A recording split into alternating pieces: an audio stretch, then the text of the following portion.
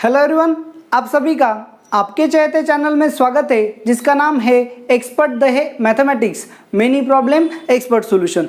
तो आज के लेक्चर में हम एप्लीकेशन ऑफ डेरिवेटिव के अंडर आने वाले टेंजेंट एंड नॉर्मल आर्टिकल के अंदर एक्सरसाइज 1 जो होती है उसे हम आज स्टडी करने वाले हैं। तो उनके जो डाउट्स है आपने मुझे यहाँ पे भेजे हैं, तो हम 1 बाय 1 करके इन सभी डाउट्स को सॉल्व करेंगे। तो ये जो एक्सरसाइज है इसे सॉल्व करने के लिए आपको जो भी hints and tricks, concept, ideologies and terminologies की जरूरत थी वो हमारी हो चुकी थी, फिर भी इतने सारे डाउट्स आपके सामने यहाँ पे है। इसका मतलब आपने जो लेक्चर्स है उन्हें अच्छे से नहीं देखा होगा, उन्हें अच्छे से नहीं समझा होगा, तभी इतने सारे डाउट्स आपके सामने यहाँ पे आए हैं। तो चलो देखो, अच्छे से देखो, यहाँ से कोई भी पार्ट आपका रिपीट नहीं होने वाला है, तो इसे आपको अच्छे से समझना पड़ेगा। तो चलो 1 बाय 1 करके हम इन्हें सॉल्व करेंगे। सो आपका फर्स्ट जो क्वेश्चन है, क्या है आपका first question? If variable tangent to the curve, सबसे पहले आपको क्या ड्रॉ करना है? Variable tangent. वेरिएबल टेंजेंट मतलब क्या? आपकी टेंजेंट क्या होगी? मूव होगी हर पॉइंट पे। अब देखो कर्व क्या दिया आपको, x square y is equal to c cube. तो ये आपकी क्या है? वेरिएबल टेंजेंट ड्रॉ करना है, तो हमें पैरामीट्रिक फॉर्म लेना होगा। तो यहाँ पे हम क्या करेंगे, x is equal to c upon t लेंगे and y is equal to c t square लेंगे। तो देखो x की वैल्यू यहाँ पे पुट की c अपॉन टी, मतलब क्या मिलेगा? C square upon t square into y की वैल्यू क्या है? C t square, t square cancel होगा, सो आपको क्या मिलेगा? C cube. मतलब इस तरह से अगर हमने पॉइंट ले तो कर्व के ऊपर सभी पॉइंट्स इस इक्वेशन को सेटिस्फाई करेंगे। टी की वैल्यू चेंज होगी, उस हिसाब से आपके पॉइंट्स भी क्या हो गए? चेंज हो गए। तो ये आ गया आपका पैरामीट्रिक फॉर्म। आपको क्या करना है, इस वेरिएबल पॉइंट पे जो टेंजेंट ड्रॉ किया वो tangent makes intercept a b on x y axis. अब जो टेंजेंट आप ड्रॉ करोगे वो एक्स एंड वाई एक्सिस पे कुछ इंटरसेप्ट बनाएंगी और आपको क्या फाइंड करना है? चलो a and b, a x intercept y intercept है, तो आपको ए क्यूब बी जो है इसे क्या करना है? फाइंड करना है। तो चलो आपके पास पैरामीट्रिक फॉर्म आ गया, तो आप स्लोप फाइंड करेंगे। So y is equal to c cube upon x square. तो इसका डेरिवेटिव क्या आएगा? D y by d x is equal to c cube constant है, 1 अपॉन एक्स स्क्वायर का डेरिवेटिव -2 अपॉन एक्स क्यूब आएगा। तो चलो देखो, जैसे ये डेरिवेटिव आपको मिल गया तो आप क्या फाइंड करोगे? D y by d x at इस पॉइंट पे फाइंड करोगे, c upon t c t square इस तरह से। सो आपको क्या मिलेगा? C cube into -2 upon x cube. X cube क्या है? C square upon c upon t, मतलब एक्स क्यूब क्या होगा? C cube upon t cube. So c cube cancel होगा, -2 टी क्यूब। ये क्या आएगा? उसका डेरिवेटिव। डेरिवेटिव मतलब क्या आ गया? स्लोप। तो चलो, जो वेरिएबल टेंजेंट है उसके पॉइंट्स हमें पता है, उसका वेरिएबल स्लोप हमें पता है, तो हम क्या करेंगे? स्लोप टेंजेंट फॉर्म का यूज करेंगे, स्लोप पॉइंट फॉर्म का। तो क्या आएगा? y माइनस y1 क्या है?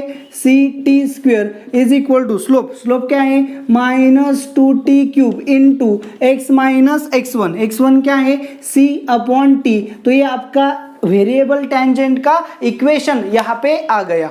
तो जैसे ही आपका वेरिएबल टेंजेंट का इक्वेशन यहाँ पे आ गया, तो यहाँ से x intercept and y intercept आप आसानी से सॉल्व कर सकते हो। क्या करना होगा? y is equal to 0 put किया, तो x इज इक्वल टू ये, मतलब क्या मिलेगा? x intercept. तो चलो यहाँ पुटिंग करने के बाद क्या मिलेगा? -C t square is equal to -2 t cube. x की वैल्यू क्या पुट करेंगे? a minus c upon t. So ये टी स्क्वायर और टी स्क्वायर कैंसिल हो जाएगा, तो आपको क्या मिलेगा? माइनस माइनस प्लस होगा। So c is equal to 2t into a minus c t. तो फिर ये आके डिवाइड होगा। So c upon 2t is equal to a minus c upon t. तो देयरफॉर ये is equal to c upon 2t plus c upon t. यहाँ पे 2 लिखा, यहाँ पे 2 आ गया, 2c प्लस c मतलब क्या आएगा? 3c upon 2t। इस तरह से आपको क्या मिलेगा? x इंटरसेप्ट मिलेगा। तो चलो देखो, a क्यूब चाहिए, सो a क्यूब क्या आएगा? a cube is equal to 27 upon 8 into c cube upon t cube. अब आगे देखो, आपको क्या फाइंड करना है? y intercept. y इंटरसेप्ट के लिए आप क्या करोगे? x is equal to 0 and y is equal to b put करोगे। तो चलो पुटिंग के बाद आपको क्या मिलेगा? अच्छे से देखो, y की वैल्यू b पुट किया, b minus c t square is equal to minus 2t³ into x की वैल्यू क्या है 0 minus c upon t, so minus minus क्या होगा plus c upon t, t t क्या हो जाएगा कैंसल, तो आपको क्या मिलेगा b is equal to 2ct² plus c t square, मतलब आपको क्या मिलेगा 3ct² मिलेगा। तो चलो देखो इस तरह से आपने वैल्यूएशन यहाँ पे इंपुट किया तो आपको क्या मिलेगा a³ इंटू बी मिलेगा। तो चलो a³ क्या आ गया था आपका 27/8 into c³ upon t³ into b की वैल्यू क्या आ गई, बी की वैल्यू आ गई 3ct², 3c into T square. तो चलो देखो अच्छे से, तो यहाँ से टी स्क्वेयर टी कैंसिल हो जाएगा, तो आपको क्या मिलेगा 27/8 into 3 into c⁴ upon T, क्या मिलेगा c⁴ अपॉन टी मिलेगा। तो चलो देखो अच्छे से, ओके देखो यहाँ पे क्वेश्चन में गलती हो गई है, यहाँ पे a³ इंटू बी नहीं, तो हमें क्या फाइंड करना है a² इंटू बी फाइंड करना है। तो यहाँ पे हमें a³ नहीं तो क्या लेना होगा a² फाइंड करना होगा। सो a की वैल्यू क्या आ गई 3c अपॉन 2t, सो a² आपका क्या आएगा 9c² अपॉन 4t², इस तरह से। सो b की वैल्यू आपकी यहाँ पे आ गई है, तो अब हम यहाँ पे क्या फाइंड करेंगे a² b is equal to a² क्या है आपका 9c² upon 4t² into b की वैल्यू कितनी है 3ct², सो t² कैंसिल होगा, 9 इंटू 3 मतलब क्या होगा 27/4 इंटू c²। तो इस तरह से आपका आंसर आ जाएगा c 27c³/4, आपका आंसर यहाँ पे आ गया। देखो गलती क्या हो गई थी, a³ b नहीं फाइंड करना है, हमें क्या फाइंड करना था a² b फाइंड करना था। तो चलो देखो फर्स्ट क्वेश्चन यहाँ पे सॉल्व हो गया। थर्ड क्वेश्चन को हम यहाँ पे सॉल्व करेंगे। चलो देखो क्या है थर्ड क्वेश्चन,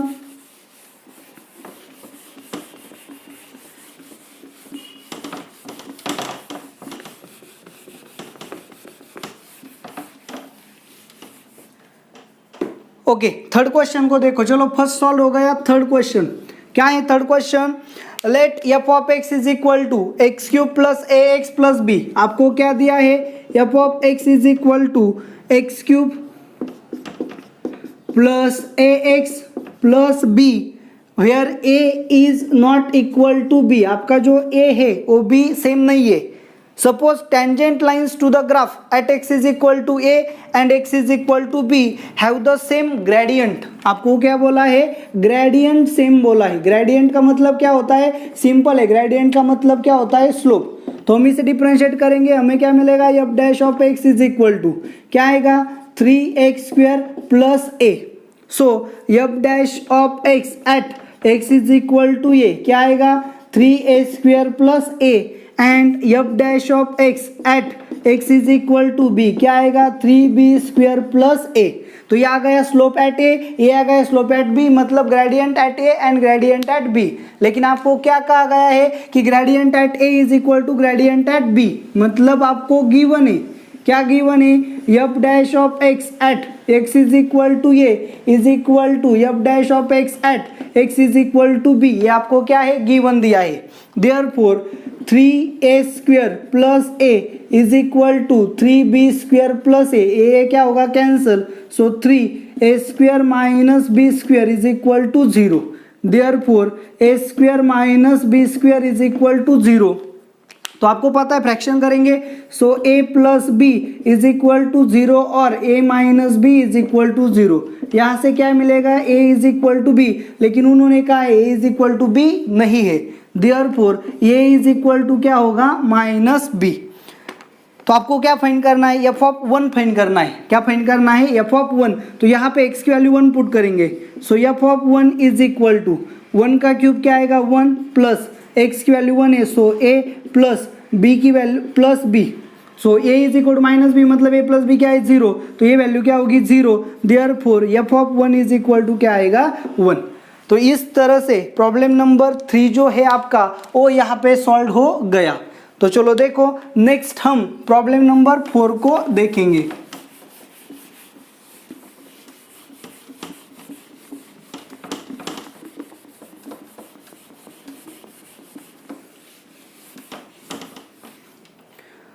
ओके, तो चलो देखो प्रॉब्लम नंबर 4 क्या है आपका। Problem number 4, the tangent to the curve, curve आपको दी है, क्या है tangent to the curve 3xy² minus 2x² y is equal to 1।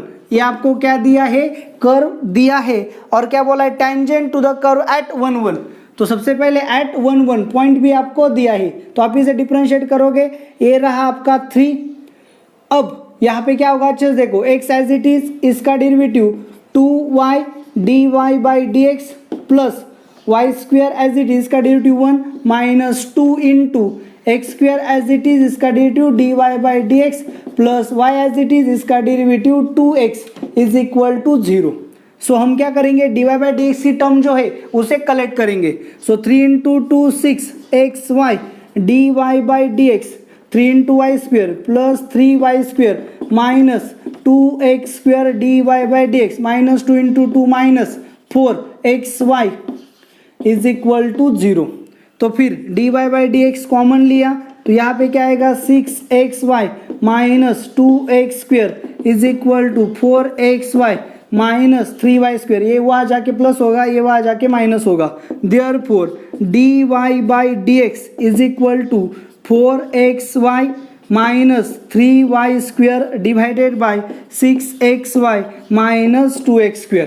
So dy/dx at 1 1, tangent कहाँ ड्रॉ करनी है, एट पॉइंट 1 1 पे। तो जैसे हमने टेंजेंट ड्रॉ किया, तो x की वैल्यू 1 y की वैल्यू 1 पुट करेंगे, तो क्या मिलेगा 4 माइनस 3 डिवाइडेड बाय 6 माइनस 2, मतलब 4 माइनस 3 मतलब 1, 6 माइनस 2 मतलब 4। तो आपका स्लोप आ गया 1/4।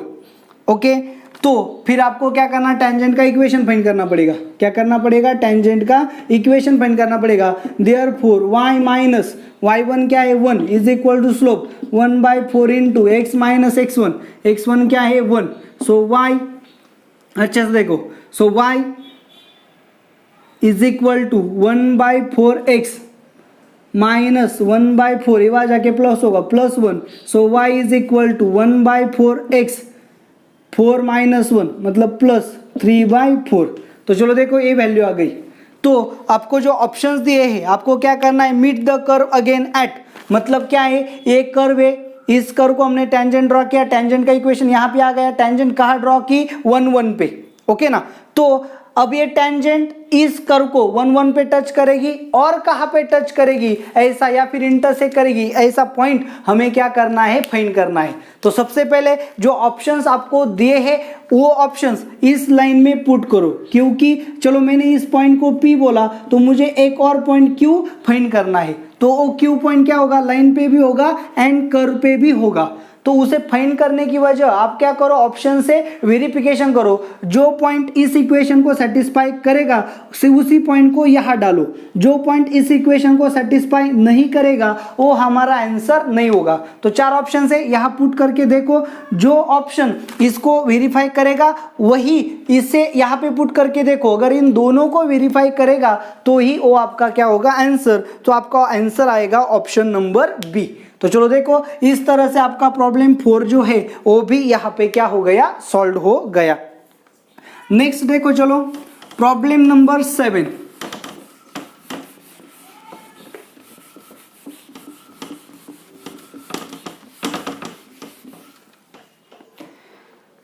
अब प्रॉब्लम नंबर 7 क्या है, देखो अच्छे से, अ कर्व,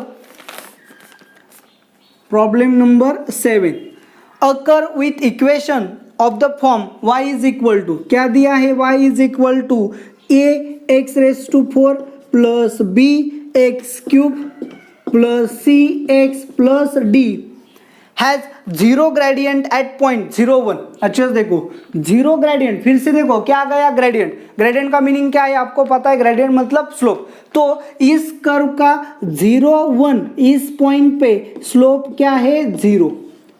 ओके ना, तो चलो अच्छे से देखो, इसका मतलब 0 1 ये जो पॉइंट है ये इस कर्व पे है, तो x की वैल्यू 0 पुट करो, y की वैल्यू 1 पुट करो, आपको क्या मिलेगा 0 0 0 d इज इक्वल टू 1, तो आपको यहाँ से क्या मिलेगा, d इज इक्वल टू 1। क्या लिया अच्छे से देखो, 0 1 ये पॉइंट इस कर्व पे है, y की वैल्यू 1 पुट की, x वैल्यू 0 पुट की, तो d इज इक्वल टू क्या मिलेगा 1। तो अब देखो आगे क्या दिया है, also touch the x axis at -1 0, -1 0 क्या होती है, ये जो कर्व है ये x एक्सिस को टच करती है -1 0 पे। अच्छे से देखो, इसका मतलब x एक्सिस भी इस कर्व के लिए क्या है, टेंजेंट, मतलब फिर से स्लोप क्या आ गया 0। सो 0 1 पे स्लोप फाइंड किया तो 0 मिलेगा, -1 0 पे स्लोप फाइंड किया तो भी क्या मिलेगा, 0 मिलेगा, मतलब -1 0 ए पॉइंट भी इस कर्व पे है। तो चलो x की वैल्यू -1, y की वैल्यू 0 पुट करो तो क्या मिलेगा, -1 मतलब a, -1 मतलब क्या है यहाँ पे -b, ओके यहाँ पे क्या मिलेगा -c plus d is equal to 0 मिलेगा। सो d की वैल्यू आपको पता है 1, so a minus b minus c is equal to d क्यों आ जाएगा, माइनस होगा, सो -1, ये आपको क्या मिलेगा, इक्वेशन 1 मिलेगा। अब देखो, अब हम इसे क्या करेंगे, डिफरेंशिएट करने के बाद क्या आएगा, dy by dx is equal to क्या है, ax⁴ मतलब 4ax³ plus 3bx² plus c, इस तरह से आपका क्या आएगा, डेरिवेटिव। तो डेरिवेटिव का फाइंड करेंगे 0 1 पे, so dy by dx at 0 1, dy by dx at 0 1 मतलब स्लोप क्या है 0, so this is equal to 0 is equal to x की वैल्यू 0 पुट करेंगे, y की वैल्यू 1 पुट करेंगे, यहाँ पे x है, सो 0 0, सो c मिलेगा, सो c की वैल्यू क्या आएगी 0, जैसे c की वैल्यू 0 आई यहाँ पुट करेंगे, a minus b is equal to -1, c is equal to क्या मिलेगा 0। अब देखो dy बाई dx हमें मिल गया है, सो dy बाई dx एट क्या करेंगे, -1 0, सो -1 0 पे भी क्या है 0 ही है, स्लोप 0 ही है, इज इक्वल टू -1 मतलब क्या आएगा, -4a, -1 मतलब प्लस होगा, सो 3b प्लस c तो 0 है, सो c लेने की जरूरत नहीं है, तो dy बाई dx क्या आ गया 0, मतलब -4a plus 3b is equal to क्या मिलेगा 0। तो आपको क्या मिला, a minus b is equal to -1 मिला, -4a plus 3b is equal to क्या मिला 0। तो आपको क्या करना है, the value of x for which curve has negative gradient, देखो value of x for which x curve has a negative gradient मतलब क्या, ये जो है ये क्या होना चाहिए, निगेटिव होना चाहिए, इस कर्व का ग्रेडियंट मतलब क्या, स्लोप निगेटिव होना चाहिए। तो सबसे पहले हमें a एंड b की वैल्यू फाइंड करनी पड़ेगी, तो इसे हम क्या करेंगे, 3 से मल्टीप्लाई करेंगे, so 3a minus 4b is equal to -3, यहाँ ऐड करेंगे 3a माइनस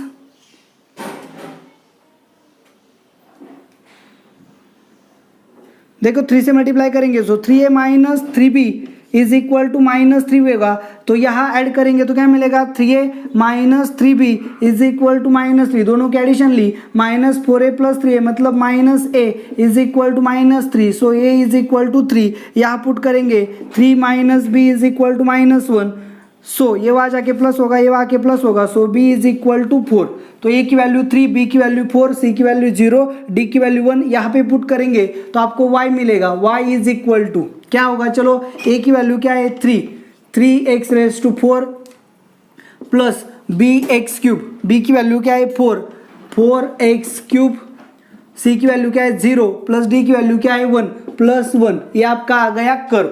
तो आपको इसका स्लोप मतलब ग्रेडियंट क्या चाहिए, पॉजिटिव, तो फिर इसका स्लोप क्या आएगा, dy by dx is equal to 4 × 3 12x³ plus 4 × 3 12x², so x² common लिया तो आपको क्या मिलेगा 12x, 12b कॉमन लिया, सो यहाँ पे मिलेगा x प्लस 1।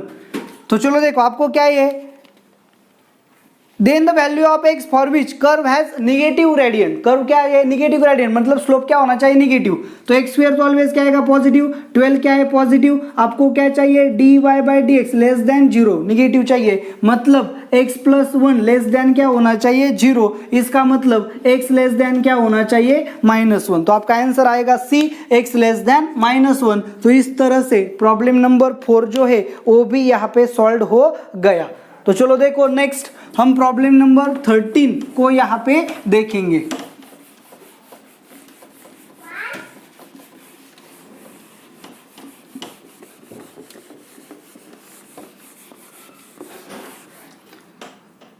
चलो देखो प्रॉब्लम नंबर 13 क्या है आपका। Problem number 13, the length of tangent to the curve, the length of tangent to the curve. तो चलो देखो आपको length of tangent, length of normal, length of sub tangent, length of sub normal, ये सभी formulations हमारे हो चुके हैं और इन फॉर्मुलेशंस आपको शीट में भी दिए हैं, तो आपको सिर्फ वहां से क्या करना था, यूज करना था। तो चलो देखो कर्व क्या दिए, x is equal to a into theta plus sine theta, y is equal to क्या है, a into 1 minus cos theta.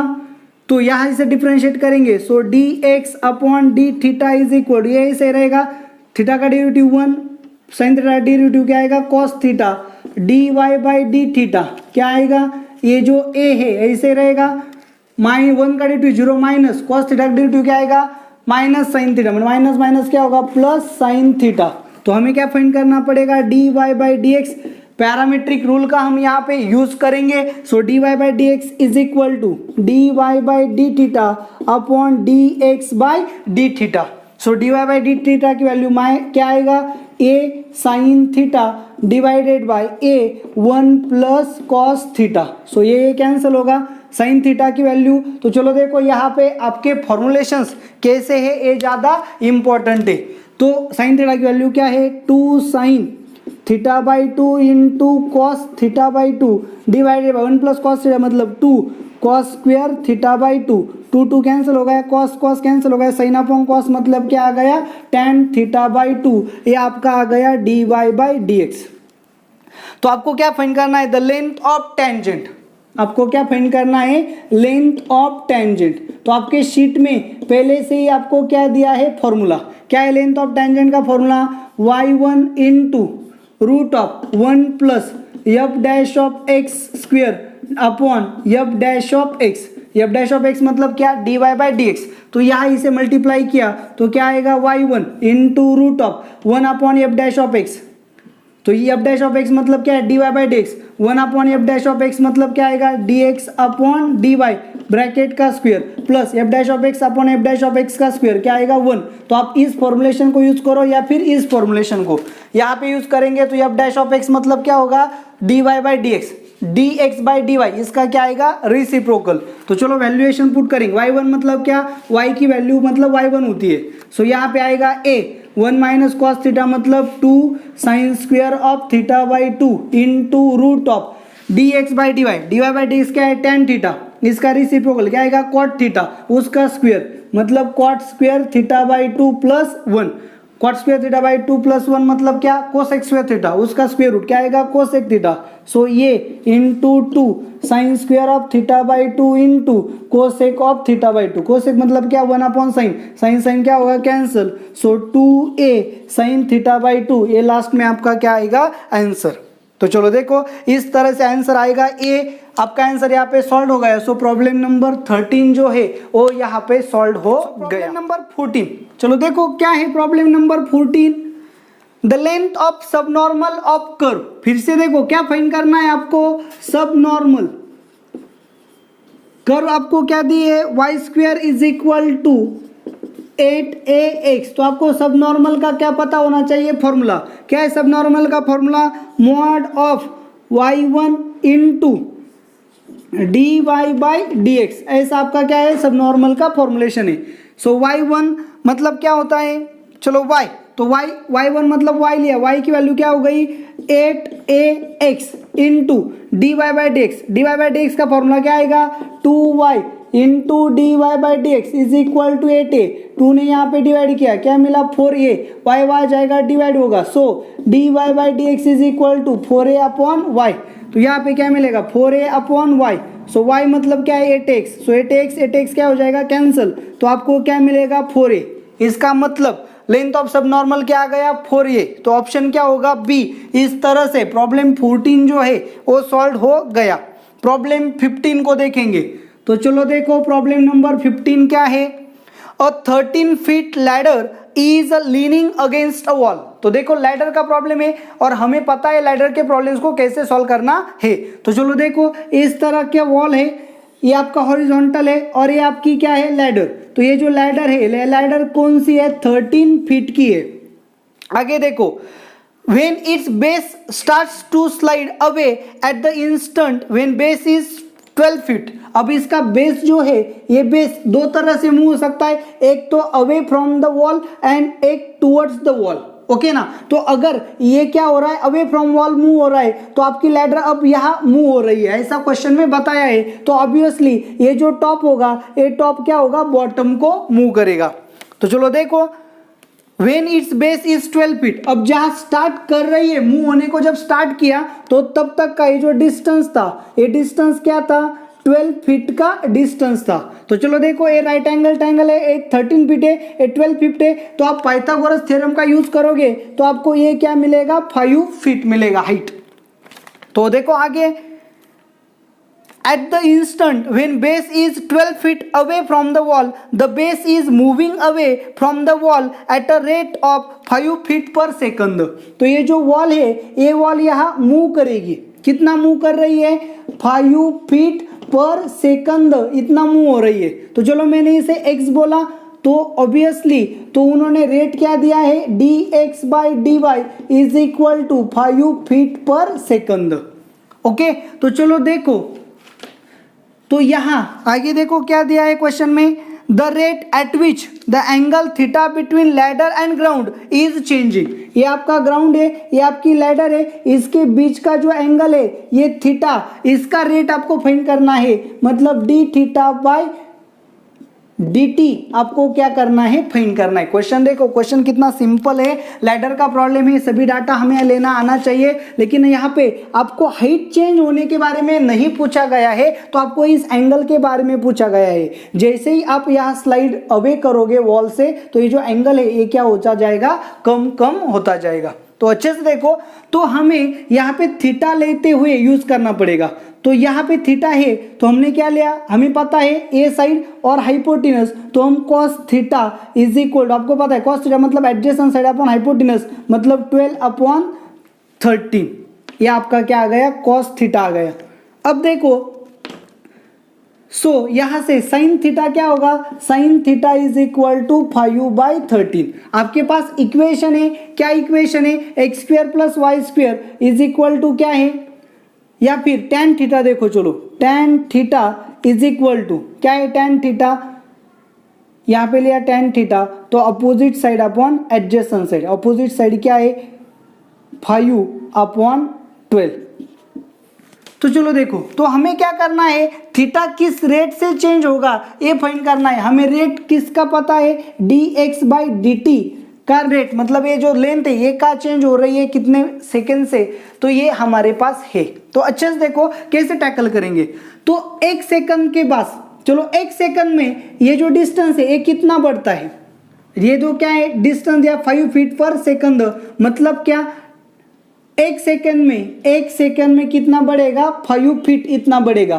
तो फिर हम ये जो x है इसे चेंज कर सकते हैं, तो आपका न्यू x क्या होगा, 12 प्लस 5t, ऐसा होगा, मतलब t की वैल्यू 1 फुट की तो 5 फीट से बढ़ेगा, t की वैल्यू 2 फीट की तो 10 फीट से बढ़ेगा, इस हिसाब से। So x is equal to 12 plus 5t हो गया। तो यहाँ पे जैसे ही बढ़ेगा, जो लेंथ है लैडर की ये तो चेंज नहीं होगी, देयरफॉर cos थीटा क्या होगा, एडजेसेंट साइड मतलब 12 प्लस 5t अपॉन हाइपोटेनस, तो वही रहेगा 13। तो इसको डिफरेंशिएट किया, cos थीटा का डेरिवेटिव क्या आएगा, minus sine theta d theta by dt is equal to 12/13 का डेरिवेटिव 0 प्लस 5/13 इंटू t का डेरिवेटिव 1।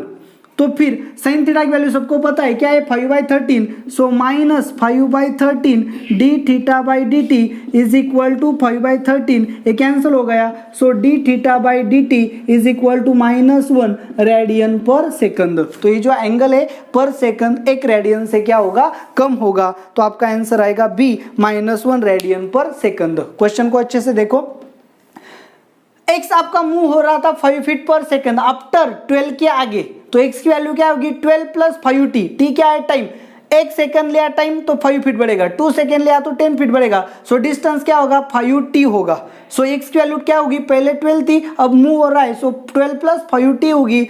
और फिर मैंने क्या किया, cos थीटा का फॉर्मूला यूज किया, cos थीटा क्या होगा, x अपॉन r, r मतलब 13, सो 12 प्लस 5t अपॉन 13 डिफरेंशिएट किया, साइन थीटा की वैल्यू पुट की तो आंसर यहाँ पे मिल जाएगा। सो प्रॉब्लम नंबर 15 जो है आपका वो भी यहाँ पे सॉल्व हो गया। आगे देखो चलो प्रॉब्लम नंबर 16।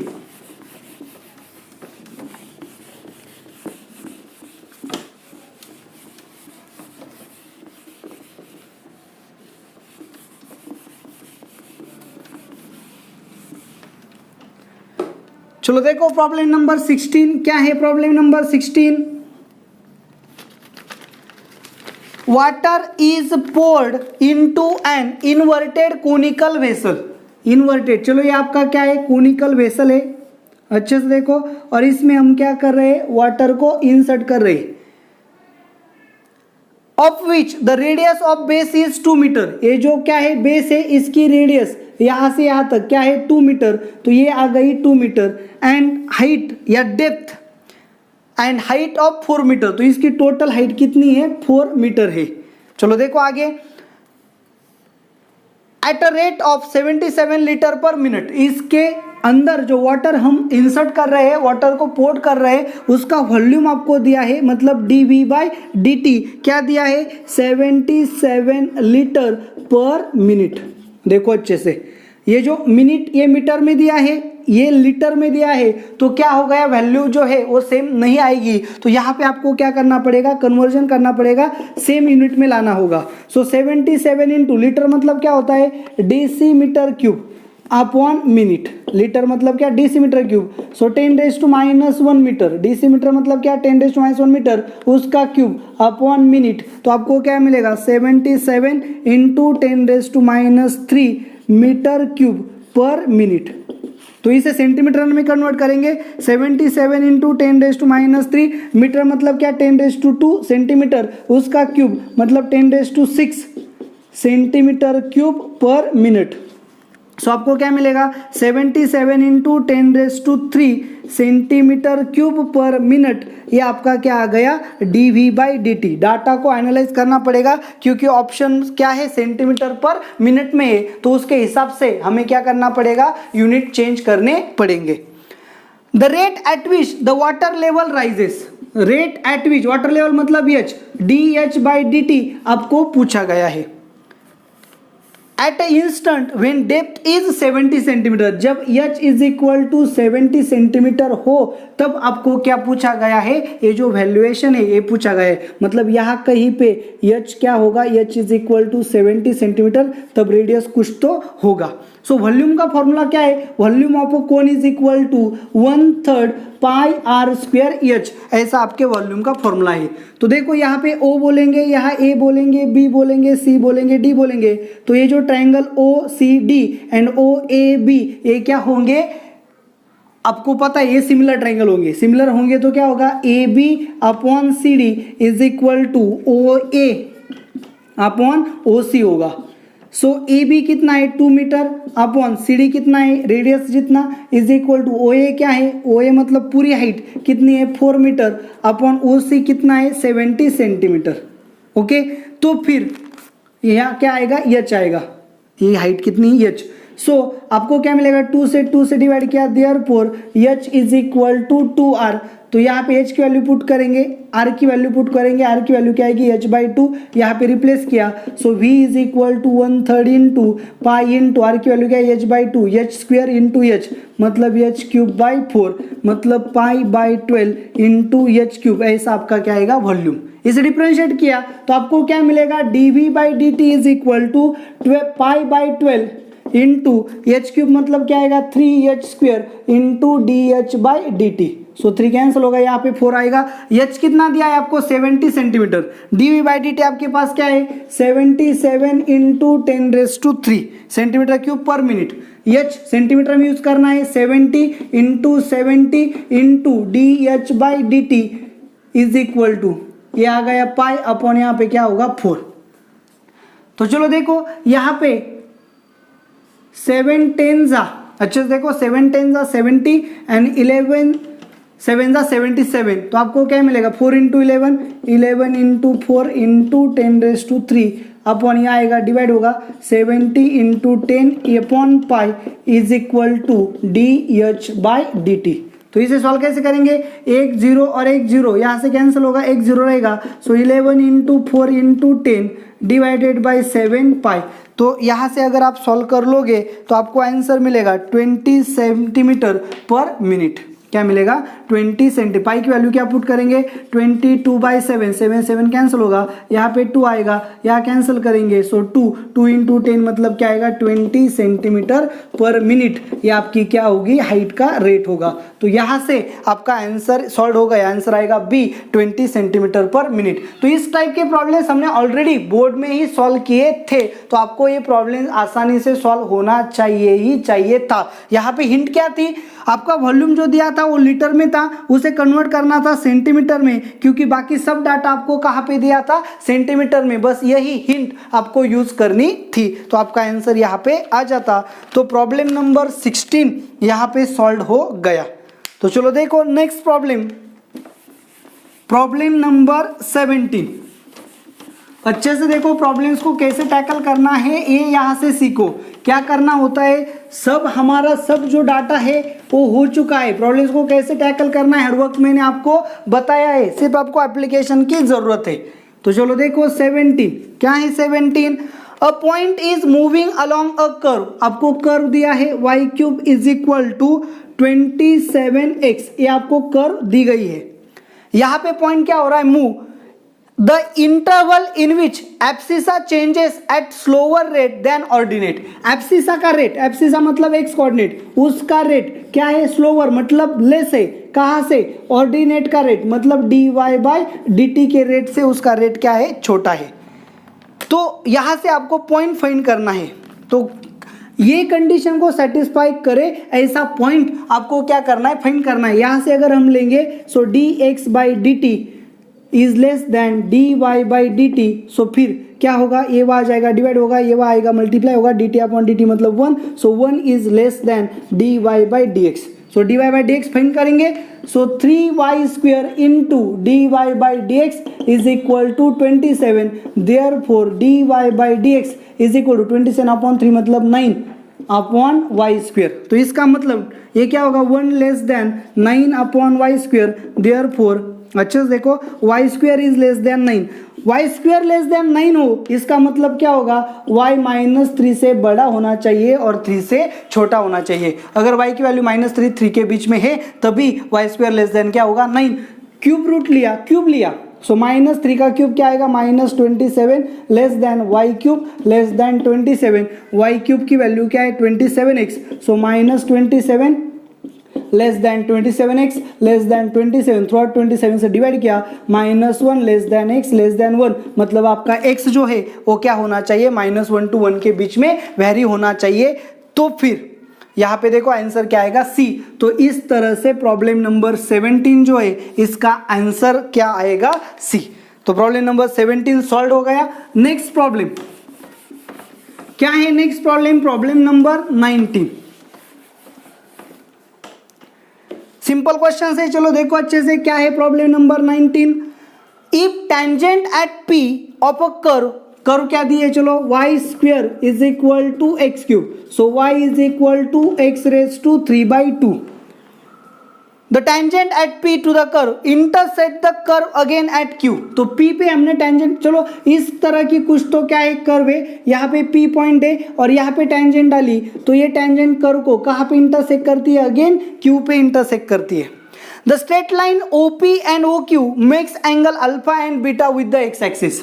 तो चलो ये आपका क्या है, कोऑर्डिनेट्स है, ये ओरिजिन है। So OP and OQ makes angle alpha and beta with the x axis.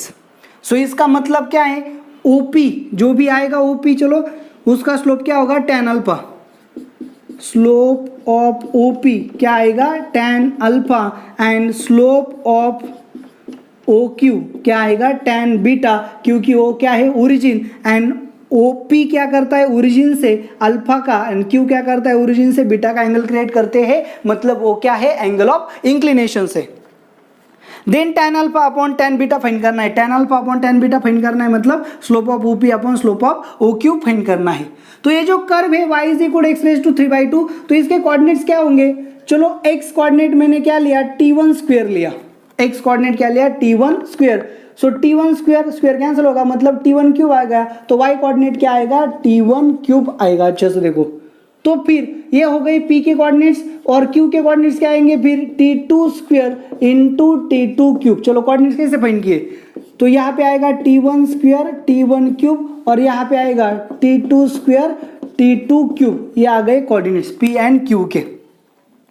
तो टेंजेंट एट P हमें फाइंड करना पड़ेगा, तो इसे डिफरेंशिएट करेंगे, क्या आएगा differentiate, 2y dy by dx is equal to 3x square. So फिर dy by dx is equal to 3/2 into x square upon y। So 3/2 at P पर डाला है, P का वैल्यू क्या है T1 square, so T1 raise to 4 अपॉन y की value क्या है T1 क्यूब। सो क्या आएगा 3/2 T1। ये आ गया slope of tangent at P। चलो देखो, मैंने कर्व पे 2 पॉइंट एज्यूम किए, उसके कोऑर्डिनेट्स कैसे लेना पैरामीट्रिक फॉर्म में आपको मैंने बताया है, समझाया है, इस तरह से मैंने पैरामीट्रिक फॉर्म भी लिए। तो जैसे मैंने पैरामीट्रिक फॉर्म में लिए, तो मैंने स्लोप एट P फाइंड किया, तो टेंजेंट एट P फाइंड कर सकते हैं। Therefore equation of tangent at P क्या आएगा, y माइनस y1 क्या है T1 cube is equal to slope, slope क्या है 3/2 T1 into x minus x1 क्या है T1 स्क्वायर। तो ये जो टेंजेंट है, अच्छे से देखो, ए टेंजेंट क्या करती है, Q को इंटरसेक्ट करती है, इस कर्व को Q को इंटरसेक्ट करती है, तो इसका इक्वेशन Q भी क्या करेगा, सेटिस्फाई करेगा। अच्छे से देखो, इस कर्व को P पे टेंजेंट ड्रॉ किया, वो कर्व को Q में इंटरसेक्ट करती है, तो हमने टेंजेंट का इक्वेशन फाइंड किया है, तो टेंजेंट पे ही क्या होगा, Q का पॉइंट होगा। सो Q के कोऑर्डिनेट्स इस इक्वेशन को सेटिस्फाई करेंगे। तो सबसे पहले P मिला, सो हम OP का स्लोप फाइंड कर सकते हैं। OP का स्लोप क्या आएगा, y2 minus y1 upon x2 minus x1। So minus T1 cube upon T1, मतलब T1 इसका क्या आएगा स्लोप, एंड T2 इसका देखो y2 minus y1 upon x2 minus x1। सो T2 OP का स्लोप आएगा। सो स्लोप ऑफ OP क्या आएगा T1, and slope of OQ क्या आएगा T2। सो T1 अपॉन T2 मतलब क्या होगा, tan alpha upon tan beta. तो हमें tan alpha upon tan beta find करना है, इसका मतलब हमें T1 अपॉन T2 क्या करना है, फाइंड करना है। क्वेश्चंस को समझो। सो अगर ये जो टेंजेंट है Q से पास होती है, तो Q के कोऑर्डिनेट्स इस इक्वेशन को सेटिस्फाई करेंगे। तो हमने वैल्यू पुट की, T2 cube minus T1 cube is equal to 3/2 T1 T2 square minus T1 square. So यह फॉर्मूला यूज करेंगे, a cube minus b cube का, T2 minus T1 into T2 square plus T1 T2 plus T1 square is equal to 3/2 T1 a square minus b square T2 plus T1 into T2 minus T1। ये दोनों क्या हो गए, cancel. सो हम क्या करेंगे, अब थ्रू आउट T2 को कॉमन लेंगे। T2 को जैसे ही कॉमन लिया, यह आ गया T2 स्क्वायर कॉमन आ गया। अच्छे से देखो, जैसे ही T2 को कॉमन लिया, तो यहाँ पे क्या बचेगा, 1 प्लस T2 स्क्वायर कॉमन लिया, तो यहाँ पे आएगा T1 upon T2 plus T1 upon T2 bracket का square is equal to 3/2 T1। यहाँ से T2 को कॉमन लिया, सो T2 इंटू यह आएगा 1 प्लस T1 अपॉन T2। सो ये जो T2 है और यहाँ का एक T2 कैंसिल हो जाएगा, ये T2 वहाँ जाके डिवाइड होगा। सो 1 प्लस T1 अपॉन T2 को हमने यम बोला, plus m square is equal to 3/2 T1 upon T2 मतलब क्या होगा, m into 1 plus m. Multiply करेंगे, so 1 plus m square is equal to 3/2 m plus 3/2 m square. 2 से multiply किया तो क्या मिलेगा, 2 plus 2m plus 2m square is equal to 3m plus 3m square. 2m square minus 3m square मतलब m square, ये सभी आ जाएगा m square. 3m minus 2m मतलब प्लस m, ये आ जाएगा -2 इज इक्वल टू 0। तो चलो देखो, यहां से हम m की वैल्यू फाइंड कर सकते हैं। जैसे m की वैल्यू फाइंड किए, -2 m इज इक्वल टू -2 अगर पुट किया तो इक्वेशन क्या होगा, सेटिस्फाई। मतलब m की वैल्यू -2 आ गई, मतलब T1 अपॉन T2 की वैल्यू -2 आ गई। T1 अपॉन T2 मतलब tan alpha upon tan beta क्या आएगा, -2। तो 19 का आंसर जो है वो क्या होगा -2, दैट इज बी। तो देखो प्रॉब्लम नंबर 19 भी यहाँ पे सॉल्व हो गया। तो लास्ट प्रॉब्लम है जिसे हम सॉल्व करेंगे। चलो देखो लास्ट प्रॉब्लम, प्रॉब्लम नंबर 20। क्या है प्रॉब्लम नंबर 20? चलो देखो problem number 20। Let f of x be non-zero function whose all successive derivative exist and non-zero। चलो देखो क्वेश्चंस को समझो अच्छे से। f of x आपको क्या दिया है? Be a non zero function, ये जीरो नहीं है। whose all successive derivative exist and are non zero, इसके डेरिवेटिव मतलब f dash of x, f double dash of x, f triple dash of x ये मिलते हैं और ये जीरो नहीं है, ये ज्यादा जरूरी बात है। if f of x, f dash of x and f double dash of x, f of x, f dash of x and f double dash of x are in GP, ये क्या दिया है? GP में। GP मतलब geometric progression. f of 0 is equal to 1, f dash of 0 is equal to 1। तो देखो f of x, f dash of x and f double dash of x GP में है, मतलब ज्योमेट्रिक प्रोग्रेशन में, मतलब square of middle is the product of first and last. Square of middle मतलब क्या? f dash of x का square is equal to f of x into f double dash of x। तो यहाँ इसे हम ऐसे लिख सकते हैं f डैश ऑफ x, ये आएगा डिवाइड f ऑफ x। अच्छे से देखो f डैश ऑफ x का स्क्वायर मतलब क्या? f dash of x into f dash of x, एक f डैश ऑफ x वहां जाके डिवाइड होगा, f ऑफ x से आके डिवाइड होगा, so f double dash of x upon f dash of x। तो हम यहाँ पे इंटीग्रेशन लेंगे, so integration of f dash of x upon f of x dx is equal to f double dash of x upon f dash of x into dx। नीचे दिए हुए function का derivative ऊपर है, नीचे दिए हुए फंक्शन का डेरिवेटिव ऊपर है, तो फिर क्या होगा? यह आएगा log of f of x is equal to log of f dash of x is plus constant of integration को ऐड करना पड़ेगा, दैट इज c।